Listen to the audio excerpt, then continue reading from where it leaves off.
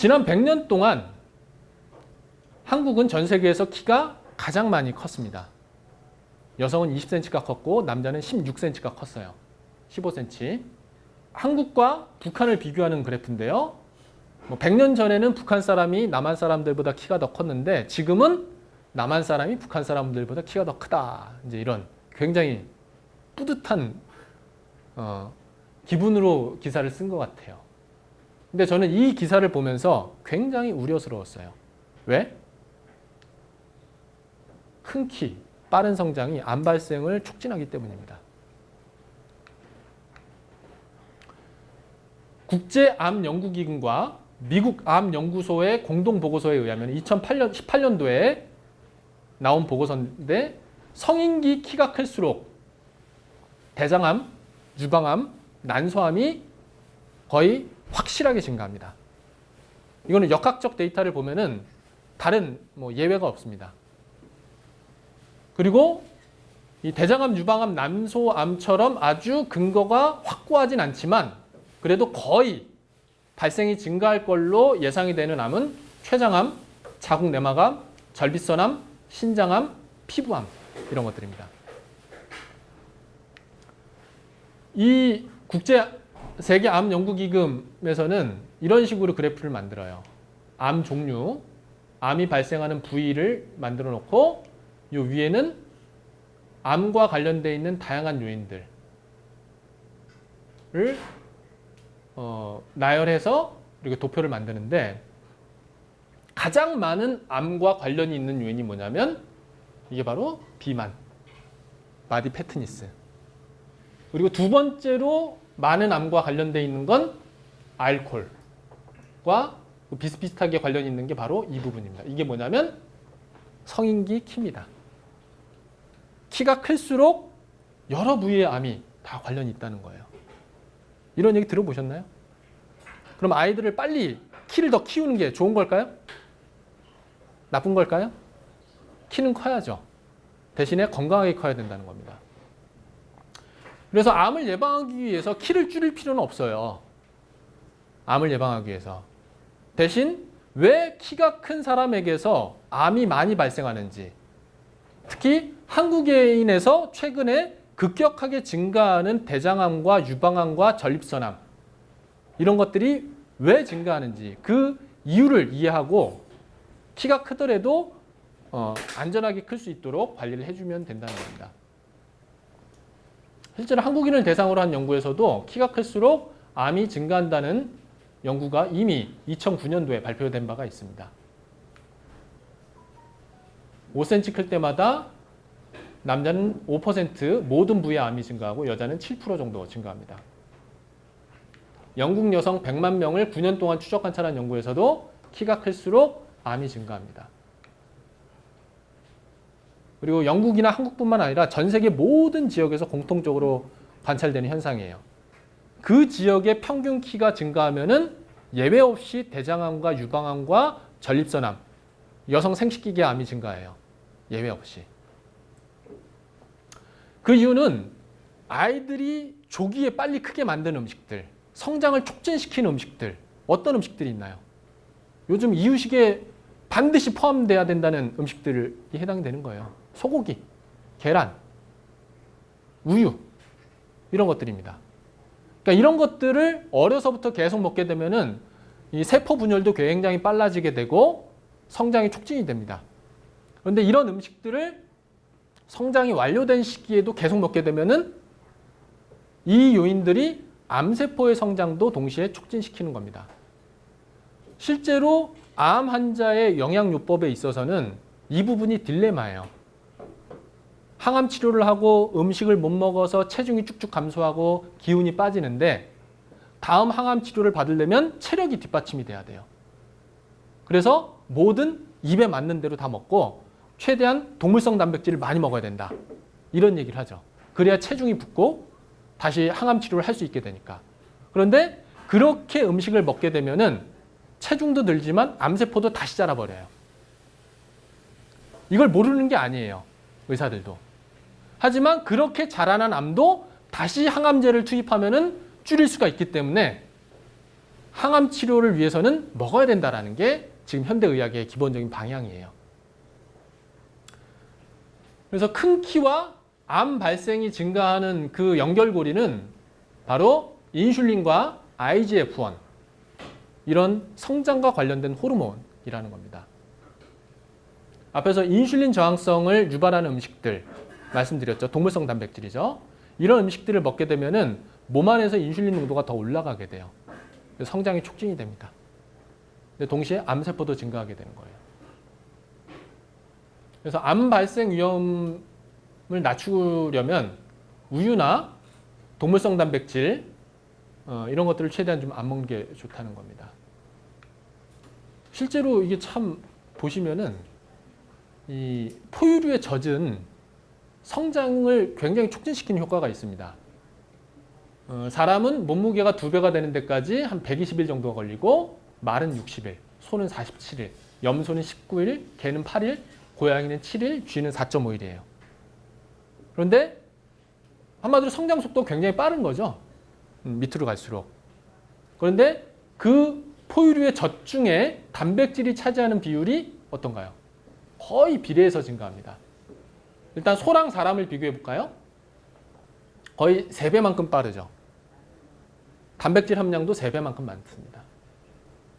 그래서 정말 아이들을 굉장히 빨리 키우고 싶다. 키를 키우고 싶다. 그러려면 소젖을 먹일 게 아니고 쥐젖을 먹여야 돼요. 쥐젖은 굉장히 고단백입니다. 어쨌든 그렇다는 거예요. 그래서 이 사람답게 크게 하려면은 단백질을 과잉으로 섭취하지 않게 하는 게 굉장히 중요하다는 겁니다. 사람이 소젖을 먹으면은 소처럼 큰다는 거예요. 소의 속도로. 그리고 그게 당장에는 다른 아이보다 키도 더 크고 체격도 더 커 보이고 좋아 보일지 모르겠지만 장기적으로 봤을 때는 암 발생이 증가한다든지 당뇨병이 증가한다든지 이런 문제를 야기할 수밖에 없다는 겁니다. 건강한 성장을 위한 식사법에 대해서 말씀을 드릴게요. 2019년도 캐나다에서는 이런 식이 가이드를 발표했습니다. 보시면 느낌이 딱 오시나요? 접시의 절반은 채소 과일로 채우고 나머지 절반은 통곡물로 채우고 나머지는 단백질 식품으로 채워라. 이겁니다. 그 메시지가 딱 느낌이 오시나요? 가이드라인 1을 보시면 이렇습니다. 채소, 과일, 통곡물, 그리고 단백질 식품을 규칙적으로 섭취해라. 단백질 식품 중에서는 식물성 단백질을 더 자주 섭취해라. 이게 가이드라인 1이에요. 그러니까 우리나라에서는 단백질을 먹으려면 뭘 먹어야 된다고 그러죠? 고기, 동물성을 먹으라고 그러죠. 근데 캐나다에서는 어떻죠? 식물성을 먹으라고 한 거예요. 그러니까 제가 채식을 될 수 있으면 식물성 식품으로 단백질을 섭취하라고 하는 게 그냥 일부의 채식인이라서 주장하는 게 아니고요. 이제는 국제적인 트렌드가 이렇게 바뀌고 있다는 거예요. 왜냐하면 동물성 단백질 과잉 섭취로 인한 문제가 너무나 분명하기 때문에 이 국가적 차원에서의 식이 가이드에서도 점점 동물성 단백질은 섭취를 제한하는 쪽으로 바뀌고 있다는 겁니다. 그리고 단백질 식품의 예를 한번 볼까요? 단백질 식품은 콩류, 견과류, 씨앗류, 두부, 그리고 강화, 콩음료, 그리고 두 번째 줄에 생선, 해산물, 그리고 계란, 가금류, 그리고 기름기 없는 붉은 육류 이런 것들이 제시가 돼요. 그리고 가장 마지막에 유제품이 나옵니다. 보통 미국 농무부에서는 이 우유를 매일 3잔 이상 마실 것을 권해요. 그래서 여기에 물이 아니고 우유가 이렇게 있어요. 근데 캐나다 식이 가이드에서는 물을 마시라는 거예요. 그러니까 저는 우유를 마시지 말라고 많이 권합니다. 그러면 많은 분들이 그러면 우유 대신에 뭐 마셔야 돼요? 이렇게 물어봐요. 뭘 마셔야 될까요? 네? 두유. 예, 그렇게 보통 대답을 하죠. 우리 그런 대답을 기대하면서 저에게 질문을 해요. 저는 물을 마시라고 합니다. 물. 우유는 물만 못하기 때문이에요. 우유를 마셔서 도움될 게 별로 없어요. 그런데 저는 이 캐나다 식이 가이드보다 좀 더 더 미래 관점으로 먹는 게 좋다라고 생각을 합니다. 저는 동물성 단백질이나 이런 것들을 최대한 더 안 먹는 게 좋다고 생각을 하는데 제가 보통 권하는 식단은 이렇습니다. 자연 상태의 식물성 식품을 주로 먹고 그리고 동물성 식품 그리고 고도로 가공된 식물성 식품은 최대한 먹지 마라. 이 두 가지가 핵심입니다. 동물성 식품은 뭐 쉽게 이해할 수가 있죠. 살아 움직이는 동물들을 얘기하는 거고요. 뭐 소, 돼지, 닭, 뭐 바다에서 움직이는 동물들, 그리고 거기서 나온 계란, 알, 그리고 우유, 유제품 이런 것들을 다 포함하는 겁니다. 이런 것들을 최대한 안 먹고 고도 가공 식품은 뭐냐면 식물성 식품에서 한 가지 성분만 추출한 음식을 뜻하는 거예요. 사탕수수에서 당분만 추출한 게 바로 설탕이죠. 사탕수수에는 거기에 당분만 있는 게 아니고 물도 있고 비타민, 미네랄 이런 것들 다 있어요. 근데 그걸 다 버리고 설탕만, 당분만 얻은 거죠. 그리고 보통 식용유 이런 것들은 식물성 식품에서 지방만 추출한 거예요. 그래서 좋지 않습니다. 그리고 단백질도 분리단백이라고 하죠. 콩에서 단백질만 추출한 것이라든지 밀에서 단백질만 추출한 것이라든지 이런 것들도 굉장히 고도로 가공된 식품입니다. 그래서 저는 콩고기, 밀고기 이런 것들은 별로 권하지는 않습니다. 건강에 좋다고 저는 권하지 않아요. 그냥 정 고기 맛을 잊지 못할 때 그냥 약간의 외도식으로 조금 먹어도 되긴 하지만 최대한 안 먹는 게 좋다라고 저는 얘기를 합니다. 그래서 이런 것들은 최대한 좀 안 먹는 게 좋고요. 나머지 자연 상태의 식물성 식품을 먹는 게 좋습니다. 그래서 자연 상태의 식물성 식품, 약간 가공된 식품, 더 가공된 식품 1번부터 3번까지는 예를 들면은 이 초록색에 해당되는 것들은 A+, 얘는 A0, 얘는 A-, 학점을 준다면 그런 정도라고 생각하시면 됩니다. 보시면 얘는 예를 들면은 얘는 현미를 뜻하는 거예요. 현미를 알곡채 익혀서 먹으면은 이게 바로 자연 상태의 식물성 식품을 먹는 거예요. 근데 그 현미를 가루를 내서 현미 가래떡을 해 먹는다. 그럼 두 번째 가루를 낸 가공을 하게 되는 거예요. 그리고 세 번째는 이제 현미가 아니고 백미를 가루를 내서 먹으면 세 번째가 되는 겁니다. 그리고 역으로 다시 올라가서 보면은 현미에서 껍질만 깐 백미는 두 번째, 약간 가공한 거예요. 그래서 현미가루나 백미나 거의 비슷한 급이라고 생각하셔도 됩니다. 그리고 그 백미를 가루를 내버리면 더 안 좋은 거죠. 그래서 밀을 그냥 삶아서 쪄서 먹게 되면은 자연 상태, 통밀을 삶아서 먹으면 자연 상태의 식물성 식품이고 통밀을 가루를 내서 빵을 만들어 먹으면은 그냥 일부 가공한 음식이 되는 거고 거기서 껍질을 깐 백미를 가루를 내서 먹으면 세 번째가 되는 겁니다. 거기에 설탕과 기름이 들어가 버리면 네 번째가 되는 거고요. 그리고 과일을 예로 설명을 드리면은 사과를 입으로 그냥 씹어 먹으면은 자연 상태의 식물성 식품 방식으로 먹는 겁니다. 근데 그 사과를 블렌드에 넣고 통째로 갈아버려요. 그러면 약간 가공된 식품이에요. 성분상으로는 차이가 없죠. 과일을 먹는 거나 과일을 통째로 다 갈아서 먹는 거나 놓치는 거 하나도 없잖아요. 껍질부터 다 먹으니까. 그런데 건강 효과는 다릅니다. 입에서 잘근잘근 씹어 먹을 때랑 통째로 갈아서 먹을 때랑은 먹는 속도가 거의 10배 정도 차이가 난다고 보시면 돼요. 사과 하나를 먹을 때 입으로 씹어 먹으면은 8에서 10분 정도 걸립니다. 그런데 사과 하나를 통째로 가른 거를 마실 때는 얼마나 걸리나요? 1분이 채 안 걸리죠. 그냥 후딱 먹게 돼요. 그리고 굉장히 곱게 갈아져가지고 이 혈당을 급격하게 올립니다. 그래서 좋지 않은 거예요. 성분상으로는 똑같아도 어떤 방식으로 먹냐에 따라서 이게 달라지는 거예요. 그리고 그것보다 좀 더 안 좋은 방식은 즙만 짜서 먹는 거예요. 식이섬유 다 버리고. 그거는 좀 더 가공된 식품에 해당이 되는 겁니다. 그리고 그렇게 짜낸 과즙을 졸여서 조청처럼 떡을 찍어 먹는다든지 그렇게 먹으면 그건 설탕이랑 큰 차이가 없어요. 4번이 해당이 되는 겁니다. 어떤 느낌인지 아시겠어요? 식물성 식품을 먹더라도 될 수 있으면 가공이 덜 된 상태로 최소 조리한 상태로 먹는 게 가장 좋고 거기에서 단순하게 가루를 내거나 껍질을 조금 까는 정도로만 먹는 거는 약간 가공한 정도. 거기에서 좀 더 가공이 들어가면 3번.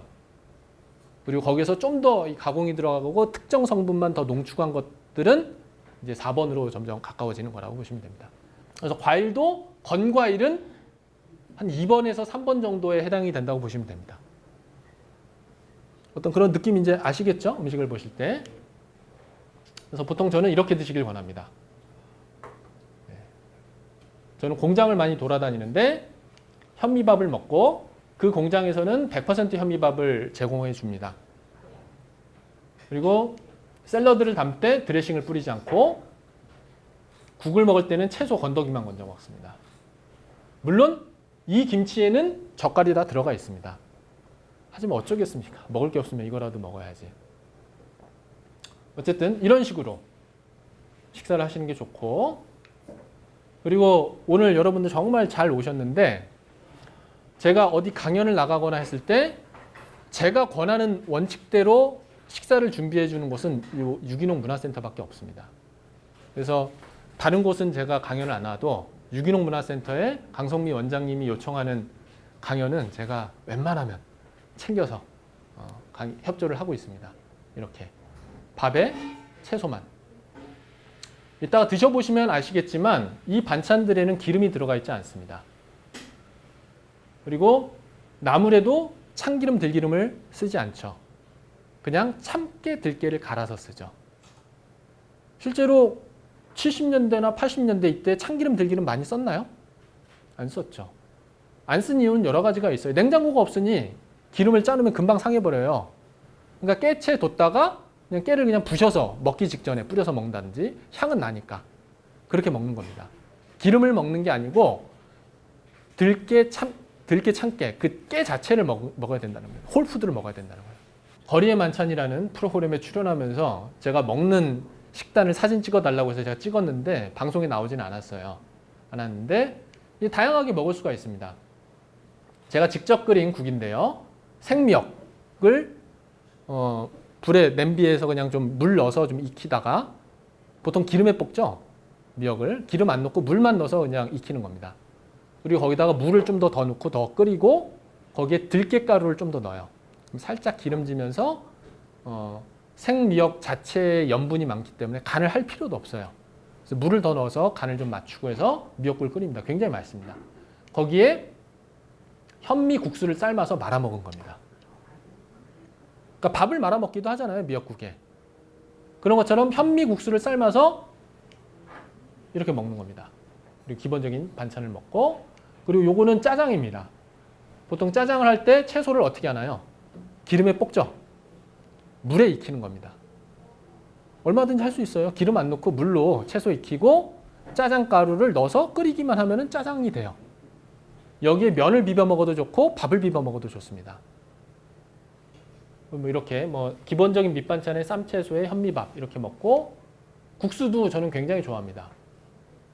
메밀국수인데요. 이 집은 국물을 다 식물성으로만 만들어서 팔고 있기 때문에 제가 굉장히 많이 갑니다.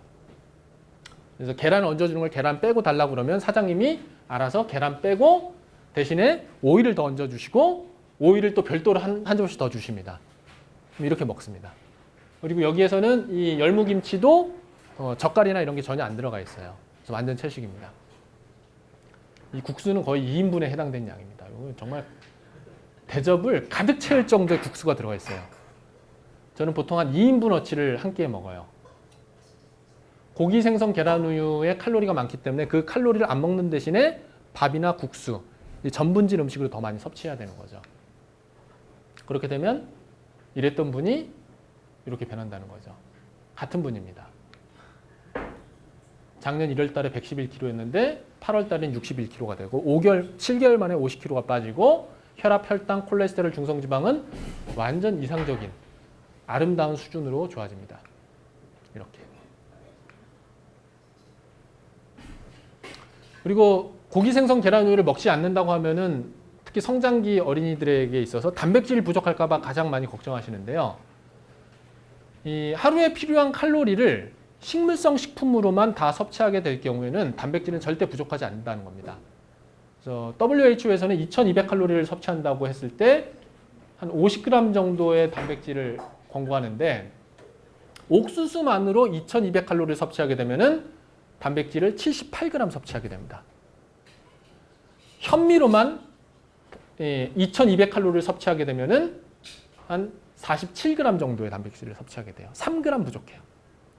그리고 감자를 2200칼로리, 감자로만 배를 채우면은 82g 정도의 단백질을 섭취하게 됩니다. 그리고 브로콜리로 2200칼로리를 섭취하면요, 단백질을 무려 248g을 섭취하게 돼요. 브로콜리는 칼로리 중에 단백질이 45%예요. 굉장히 고단백입니다. 토마토도 칼로리가 워낙 적어서 그렇지 2200칼로리만큼 토마토를 먹으면은 단백질을 110g을 섭취하게 돼요. 소가 풀만 먹고 그렇게 근육이 많이 생기는 이유가 있어요. 풀에는 단백질이 거의 20% 가까이 있거든요. 20%가 넘습니다. 그러니까 그 음식들을 하루에 필요한 만큼 많은 양을 천천히 하루 종일 먹는 거죠. 그러니까 그게 다 근육으로 가는 거죠. 그리고 필수 아미노산도 WHO에서 권장하는 양보다 적게 섭취하는 게 전혀 없습니다. 유일한 예외가 현미인데 현미에는 라이신이 한 0.45g 정도가 부족해요. 이거 현미만 먹을 때 이렇게 된다는 거고요. 현미 먹으면서 옥수수도 같이 먹고 브로콜리도 좀 먹고 다양한 식물성 식품으로 하루에 필요한 칼로리만 다 채워주면은 필수 아미노산은 절대 부족할 일이 없다는 겁니다. 단백질도 절대 부족할 일이 없고요. 자, 그러면 성장기 아이들은 그냥 어른이 먹는 거랑 똑같이 먹어야 되느냐? 그건 또 아닙니다. 특히 0세에서부터 3세까지에는 좀 고려해야 될 게 있는데요. 성장에 필요한 많은 양의 에너지 섭취가 필요한 시기입니다. 그런데 아이들은 체격이 작기 때문에 위를 포함한 소화기관이 다 작아요. 그래서 한꺼번에 한 끼에 먹을 수 있는 음식의 양이 굉장히 적어요. 그리고 아이들은 집중력이 떨어져요. 그래서 뭐 10분 이상 밥 먹기가 어려워요. 자꾸 먹다가 딴 거 하려고 그래요. 그래서 단시간에 필요한 에너지를 충분히 주기 위해서는 칼로리 밀도가 높은 음식을 줄 필요가 있습니다. 그래서 보통 성인기에는 전체 칼로리의 10%에서 15% 정도면 충분한데 0세에서부터 3세 정도까지는 35% 정도의 지방이 되도록 음식을 제공해 주는 게 좋다는 겁니다. 그래야 조금 먹어도 성장에 필요한 에너지를 다 섭취할 수가 있죠. 그래서 이 연령대에 있어서는 3세까지를 이렇게 고지방 식사가 필요한 시기로 보는 사람도 있고 2세 정도까지를 그렇게 보는 전문가도 있긴 합니다. 2세에서 3세 정도 만 나이로. 그리고 보통 그 이후에 이 10대만 돼도 사실은 거의 성인이랑 비슷하게 먹어도 됩니다. 그래서 안전한 의미에서는 한 10대까지도 한 25% 정도 섭취하면 된다 이렇게 볼 수가 있지만 어쨌든 0세에서부터 3세까지 이때는 충분한 양의 칼로리를 주기 위해서 지방, 건강한 지방을 더 많이 식단에 포함시키는 게 좋다라고 생각해 주시면 됩니다. 그리고 단백질 필요량도 보시면은 뭐 이런 정도예요. 킬로그램당 하루에 필요한 양은 영아의 경우에는 1g, 그리고 아장아장 그 걸어 다니는 시기에는 1.2g 킬로그램당, 그리고 뭐 어린이의 경우에는 1g, 그리고 사춘기에는 1.2g, 그리고 운동하는 청소년의 경우에는 1.5g, 성인은 0.8g 정도면 충분하다는 겁니다. 킬로그램당. 그래서 각 연령대별로 뭐 일반적인 체중을 감안하면은 계산을 하면은 칼로리당 5% 정도의 단백질이면 충분하다는 거예요. 영아의 경우에. 그리고 가장 많이 필요로 하는 시기는 운동하는 청소년인데 14%. 이 정도면 충분하다는 겁니다. 이 얘기는 앞에서 보셨듯이 감자, 고구마, 옥수수 뭐 이런 식물성 식품을 충분한 양만큼 칼로리만큼만 섭취해주면은 다 충족시킬 수 있는 단백질이라는 겁니다. 그리고 또 요즘 부모들이 많이 걱정하는 것 중에 하나가 ADHD죠. ADHD. 주의력이 떨어지고 산만하고 그리고 공격적인 행동을 하게 되고 이런 것들인데, 자, 제가 우유를 한번 예를 들어 볼게요. 우유를 먹으면 아이들이 아니고 우유의 효능 중에 불면증에 도움이 된다라는 말 들어보셨나요? 그죠? 우유를 먹으면 수면 유도가 된다. 그죠? 그럼 그 우유를 아이들이 오전 간식이나 이렇게 학교 우유급식으로 먹게 되면 어떻게 될까요? 졸리겠죠. 학습에 도움이 될까요? 근데 아이들이 그럼 졸리면 자면 참 좋은데 못 자게 하죠. 주의력이 떨어지는데 잠은 못 자요. 그럼 어떻게 돼요? 짜증나죠. 좀 과격하게 반응을 하게 되고 옆에서 건드리면은 욱 해버리고. 그 이유가 이제 여기에 있습니다. 우유가 수면에 도움이 되는 이유는 우유는 인슐린을 분비시키는 효과가 굉장히 커요. 그리고 우유 자체에 트립토판이라는 아미노산이 굉장히 많은데, 그래서 이 트립토판이 우유를 마시게 되면은 뇌로 더 많이 들어갑니다. 인슐린의 도움으로.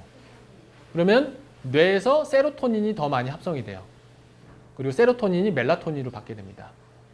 그래서 멜라토닌은 수면 유도 호르몬이에요.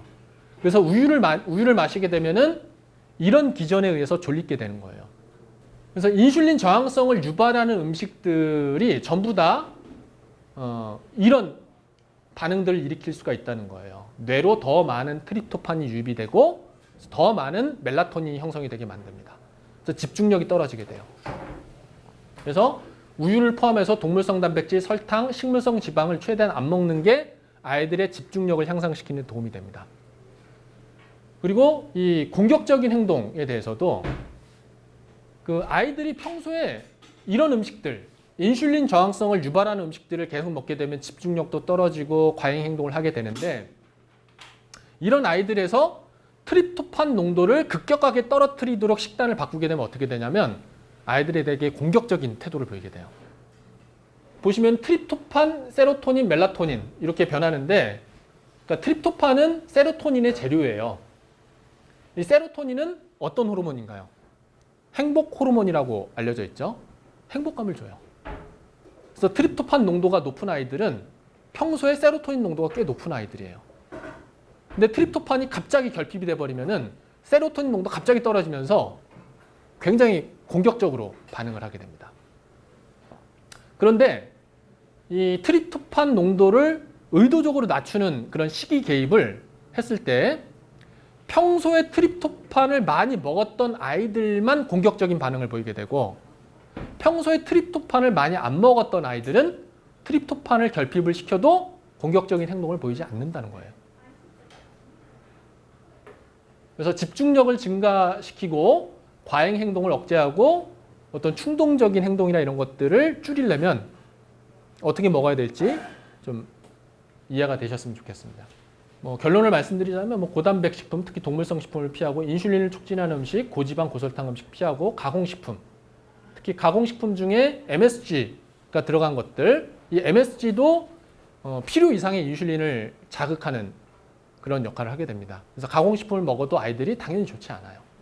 그런 것들을 피하는 게 좋습니다. 가장 좋은 건 오늘 여기 유기농 문화센터에서 제공해주는 자연식물식 집밥을 먹는 게 가장 좋긴 합니다. 환경이 건강해야 인간도 건강하다. 최근에는 기후위기와 관련된 뉴스들이 많이 나오는데요. 2050년이 되면은 호치민과 방콕이 사라진다고 합니다. 인도 차이나가 없어져요. 30년 후에 이 인도 차이나가 없어집니다. 이 지역에 살고 있는 사람들은 그럼 어떻게 될까요? 이주를 해야 되겠죠. 어디로 이주를 해야 될까요? 기후 위기의 시기가 되면요, 대도시, 특히 해안가에서 멀리 떨어져 있는 도시들만 거의 살아남을 수가 있어요. 기존에 굉장히 많은 에너지와 자원을 투자해서 수도시설이나 하수시설 이런 것들이 잘 갖춰진 곳에서만 이 기후위기 시대에 적응을 할 수가 있어요.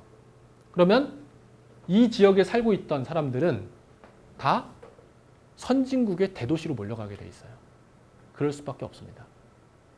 앞으로 20년, 30년 후에 한반도가 어떻게 될지 한번 생각을 해보셔야 됩니다. 그러니까 호치민은 베트남의 수도인데 그 수도가 사라져요. 인도네시아도 자카르타에서 수도를 바꾼다고 그러죠. 지구온난화 때문에 해수면이 상승해서 이런 일들이 이제 본격적으로 벌어진다는 겁니다. 그래서 이런 문제를 최대한 좀 뒤로 미루고 완화시키려면 이제는 음식을 먹을 때도 기후위기에 최대한 기여하지 않는 방식으로 음식을 선택할 필요가 있다는 겁니다. 올해 8월 8일에 이 IPCC, 그 유엔에 있는 기후 변화에 대한 당사자 그 회의인데 가장 공신력 있는 회의체인데요. 이 회의체에서 기후 위기에 대응하기 위해서는 먹는 걸 바꿔야 된다. 특히 육식을 줄여야 된다라는 특별 보고서를 발표했습니다. 그 이유는 뭐냐면 전 세계 모든 사람들이 완전 채식, 비건을 하게 되면은 1년에 한 80억 톤 정도의 온실가스를 줄일 수 있을 걸로 추정을 한 겁니다. 완전 채식, 비건. 근데 비건에서 계란이나 우유를 포함시키기만 해도 어떤가요? 감소시킬 수 있는 온실가스의 양이 확 줄어버리죠. 그 이유는 뭐냐면 우유를 얻으려면 뭘 키워야 되나? 소를 키워야 되는데 고기를 위해서 소를 키우나 우유를 위해서 소를 키우나 큰 차이가 없다는 거예요.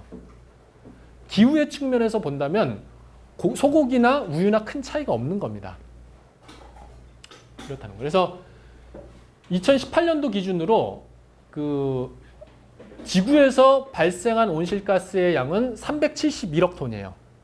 그 중에서 80억 톤을 줄이게 된다는 얘기는 전체 발생하는 온실가스의 22%를 줄일 수 있다는 얘기예요. 그래서 이 IPCC에서는 이제 지금까지 논의되어 온 에너지 생산 방식이나 운송 방식의 전환만으로는 기후 위기에 충분히 대응할 수 없다. 이제 먹는 걸 바꿔야 된다. 토지 이용 방식을 바꿔야 된다라고 주장을 하는 겁니다. 선진국은 기후에 대한 그 인식이 일상화됐어요. 제가 올해 8월 달에 그 독일에 여행을 갔다 왔는데 프랑크푸르트 공항에 내려서 하이델베르크까지 가는데 고속버스를 이용했어요. 그래서 고속버스를 예약하는데 결제 창에 이런 게 뜹니다. 애트모스페어.